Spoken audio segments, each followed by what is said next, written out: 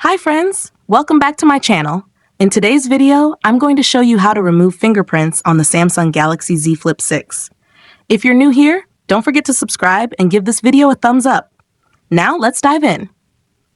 Step 1. First, unlock your phone and open the Settings application. This is where you can find various customization options for your device, including display settings, security settings, and accessibility features. Step 2. Now, locate the search icon in the top right corner and tap on it. The search feature makes it much easier to find specific options without having to scroll through multiple menus manually. Step 3. In the search bar, type fingerprints and wait for the results to appear. This will display the relevant options for adjusting your default app settings. Step 4. After performing the search, find fingerprints and tap on it. Then, tap on the option again and enter your password or PIN to proceed.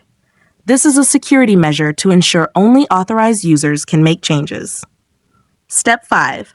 For the last and most important step, choose the fingerprint option, tap the remove option, and then, lastly, tap remove one more time to confirm. This will instantly delete the fingerprint from your device. If you found this tutorial helpful, don't forget to give it a thumbs up and subscribe to my channel for more great tips.